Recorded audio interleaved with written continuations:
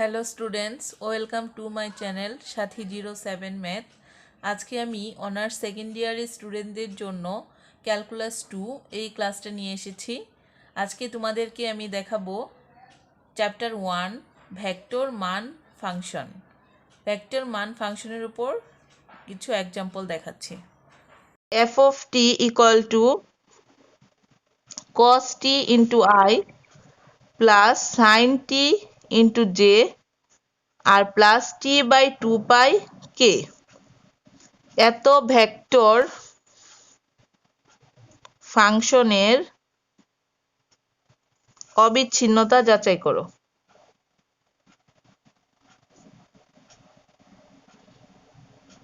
অবিচ্ছিন্নতা যাচাই করা, তাহলে এখানে প্রদত্ত ভেক্টর ফাংশনটা কত দেওয়া আছে আগে জানতে হবে। এটার অবিচ্ছিন্নতা বের করার সূত্র কি, অবিচ্ছিন্নতাটা কিভাবে হবে?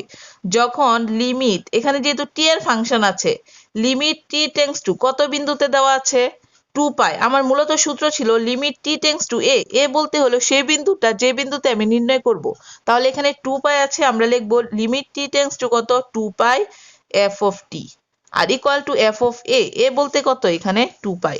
এই দুইটা যদি পরস্পর সমান হয় তাহলে ফাংশনটা হবে অবিচ্ছিন্ন, আর যদি দুইটা সমান না হয় তাহলে ফাংশনটা হবে কি বিচ্ছিন্ন। তো এখানে যেহেতু এ বিন্দুটা হচ্ছে এখানে 2 পাই বিন্দু, তাহলে limit T tends to A মানে 2 pi F of T equal to F of A মানে এফ অফ 2 পাই। এই দুইটা ক্ষেত্রে আমার প্রমাণ করতে হবে। তো প্রদত্ত ভেক্টর ফাংশনটা দেখো কত দেওয়া আছে, F of T equal two কত cos t i plus sin t j plus দেওয়া আছে t বাই 2 পাই আর কত দেওয়া আছে এখানে k, এটা দেওয়া আছে।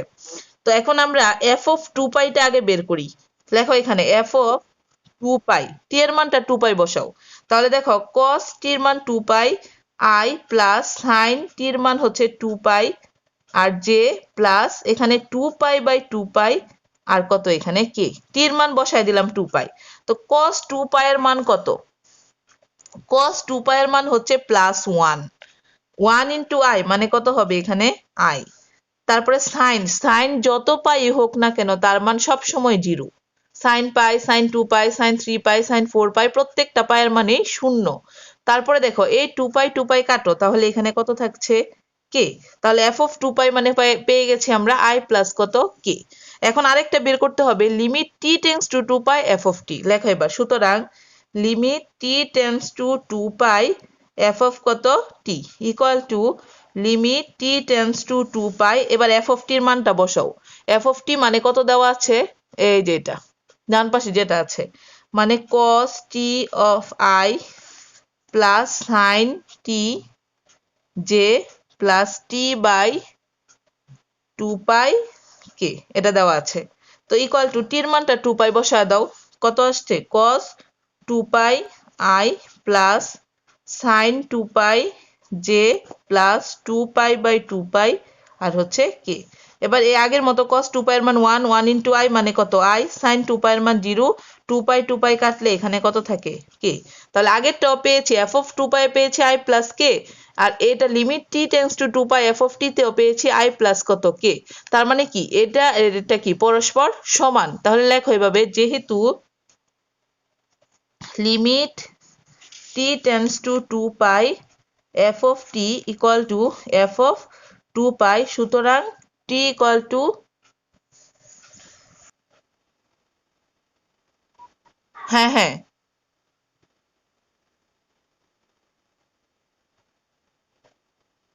টি টেন্ডস টু হ্যাঁ হ্যাঁ হ্যাঁ হ্যাঁ হ্যাঁ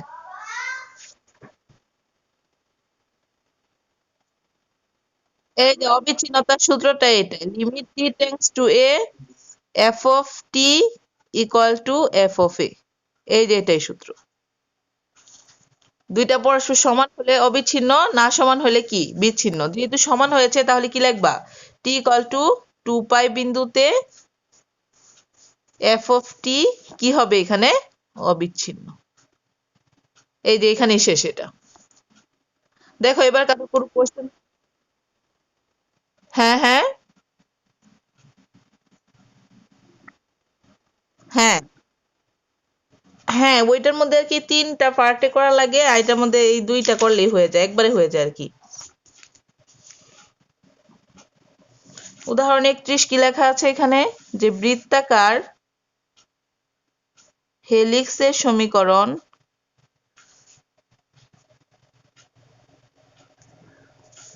x equal to cos t, y equal to sin t, z equal to t হলে t equal to পাই বিন্দুতে উহার স্পর্শরেখার পরামিতিক সমীকরণ নির্ণয় করো।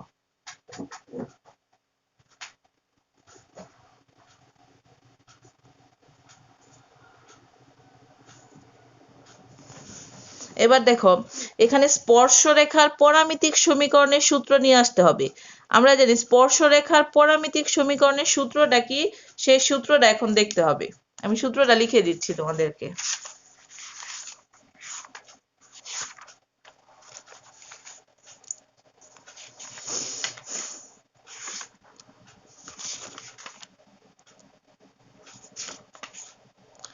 দেখো এখানে সূত্র লেখা আছে স্পর্শরেখার সমীকরণ নির্ণয়, আবার লেখা আছে চাপ দৈর্ঘ্য পরামিতিকরণ স্পর্শ। আচ্ছা, স্পর্শরেখার এখানে উপরে লিখে দিই, স্পর্শরেখার সমীকরণের সূত্র। স্পর্শরেখার সমীকরণ, তাহলে স্পর্শরেখার সমীকরণের সূত্রটা কি, সেটা হচ্ছে r equal to f of t plus f of t naught t f prime of t naught, r equal to f of t naught plus t f prime of কত t naught। এটা হচ্ছে এখন t naught কি, t naught হচ্ছে সেই বিন্দুটা যে বিন্দুতে আমি নির্ণয় করব। তো এখানে বলা আছে যে t equal to পাই বিন্দুতে উহার স্পর্শরেখার পরামিতিক সমীকরণ নির্ণয় করো। তো প্রদত্ত হেলিক্সের সমীকরণটা আগে লিখি, লেখো এখানে সলিউশন। প্রদত্ত হেলিক্সের সমীকরণ কত দেওয়া আছে, x equal to cos t, y equal to লেখা আছে এখানে sin t, R z equal to লেখা আছে কত t। এখন এটা হচ্ছে পরামিতিক সমীকরণ, ফার্স্ট এটাকে ভেক্টর সমীকরণ বানাতে হবে। তাহলে ভেক্টর সমীকরণ হলে ভেক্টর সমীকরণটা কি ছিল, f of t equal to কত i x of t plus হচ্ছে j y of t plus হচ্ছে k কত h of t। এখান থেকে দেখো আমরা এটাকে এভাবে লিখতে পারি i x of t মানে কত এখানে cos t plus j y of t মানে হচ্ছে sin t plus k h of t মানে হচ্ছে কত এখানে t। তো এই যে i cos t plus j sin t plus k t, এটা হচ্ছে কি সমীকরণ, এটা হচ্ছে ভেক্টর সমীকরণ। যখন একক ভেক্টরগুলো যুক্ত থাকবে তখন এটা হচ্ছে ভেক্টর সমীকরণ। তো এখান থেকে আমরা প্রথমে f of t নির্ণয় করলাম। আর কি নির্ণয় করা লাগবে, দেখো সূত্রটা দেখলে তুমি বুঝতে পারবা, f of t naught plus ছিল t f prime of t naught, তার মানে f কে একবার অন্তরীকরণ করতে হবে। তো এখানে f of t আছে, এটাকে f prime of t করো। f prime of t অন্তরীকরণ করলে cos t কে করলে আসে কত minus sin t plus j sin t কে করলে আসে cos t, t এর সাপেক্ষে t কে করলে 1 থাকে কত এখানে k। এখন t equal to পাই বিন্দুতে দুইটা নির্ণয় করো, লেখো t equal to পাই বিন্দুতে f of t ছিল, এখানে f of পাই করো। f of পাই মানে কত i cos pi plus j sin pi plus হচ্ছে k পাই। cos পাই এর মান হচ্ছে -1, -1 এর সাথে i গুণ করলে হবে -i, sin পাই এর মান হচ্ছে 0, তাহলে এটা 0 হয়ে যাবে, লাস্ট থাকবে হচ্ছে এখানে শুধু k পাই।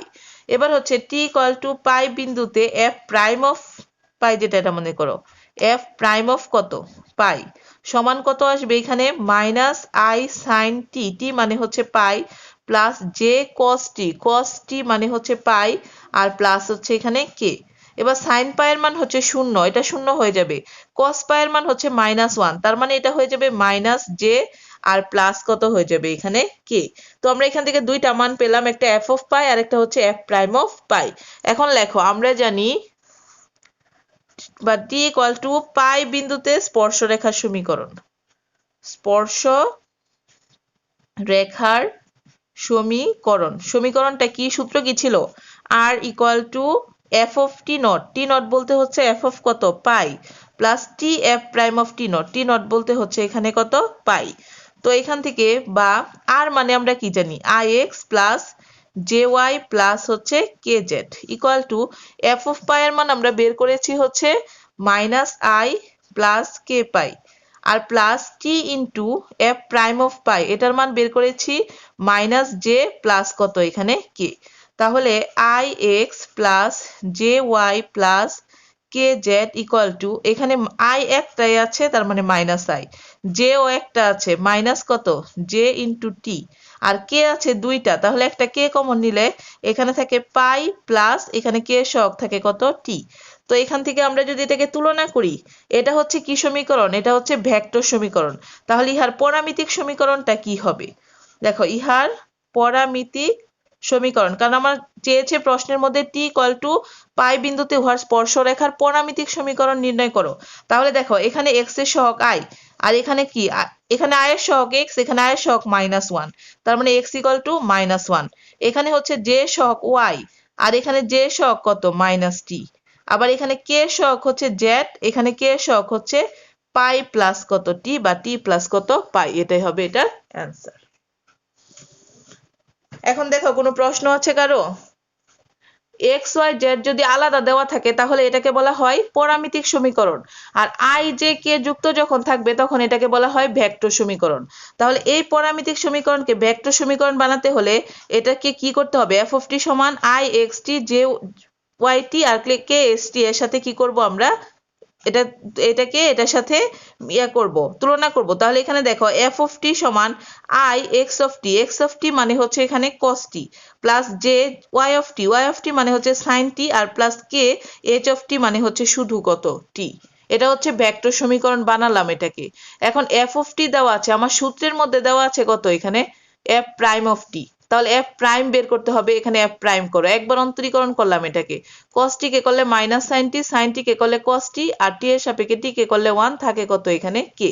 এখন কত বিন্দুতে এখানে বলা আছে প্রশ্নের মধ্যে টি ইকুয়াল টু পাই বিন্দুতে, তার মানে এখানে যে টি নট দিয়েছো এই টি নট মানে হচ্ছে পাই। তো এখান থেকে লেখো টি ইকুয়াল টু পাই বিন্দুতে এফ অফ পাই সমান হচ্ছে কত আসবে, এই যে এটার মধ্যে বসায় দাও, প্রত্যেকটা টির জায়গায় আমি পাই বসালাম এখানে, কস পাই এর মান মাইনাস ওয়ান তার মানে মাইনাস আই, সাইন পাই এর মান শূন্য, আর এখানে থাকে কত কে পাই।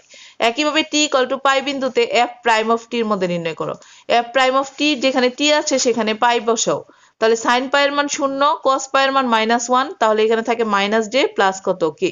এবার টি ইকুয়াল টু পাই বিন্দুতে স্পর্শরেখার সমীকরণ, এই যে সমীকরণের মধ্যে বসায় দাও, এই যে এটার মধ্যে R equal to F of T naught মানে হলো F of pi plus T F prime of pi, এই যে দেখো পরে মান বসাও, এফ অফ পাই এর মান হচ্ছে minus I plus K pi, আর plus T into F prime of pi এর মান হচ্ছে এটা।